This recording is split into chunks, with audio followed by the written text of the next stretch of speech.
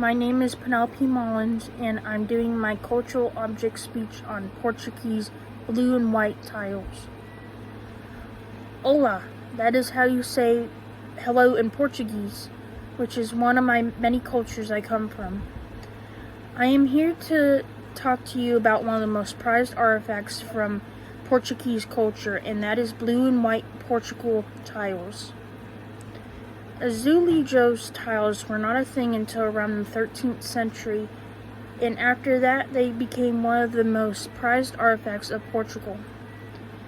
In the middle of the Age of Discoveries, the blue and white tiles became more blue and white. The blue and white tiles idea came from the idea of the Chinese porcelain and Dutch Delftware. During the 17th century, the artist Gabriel de Barco y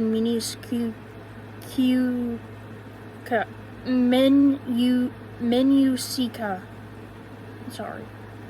showed the Delft tiles to the Portuguese, and then the Portuguese started to make their own blue and white tiles, named azulejo.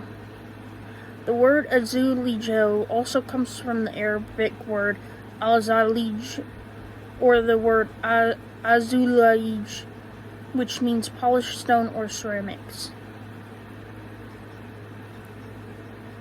There is a lot of culture associated with Portuguese people.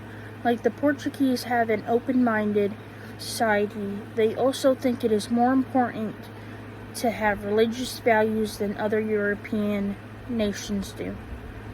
The Portuguese think culture, people, and relationships are more important than their time.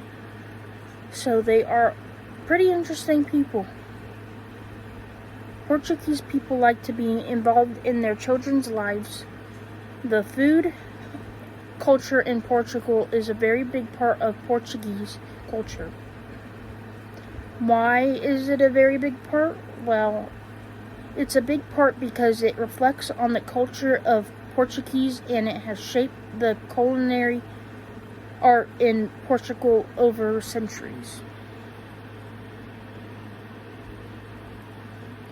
Being half Portuguese myself, I am close to my family, and that means I like a variety of different foods from different cultures. And I love the history and culture of the Portuguese people. My great-great-grandparents came from Portugal to go to New England. They gave birth to my great-grandfather. My great-grandfather had my grandfather, and my grandfather had my mom. I am also part Sicilian, French, Indian, and Irish. One day I hope to visit Portugal and Spain and maybe look for some more relatives of mine. You don't have to live in a country your ancestors come from to celebrate your culture. You just have to have a loving family, good food, and awesome friends.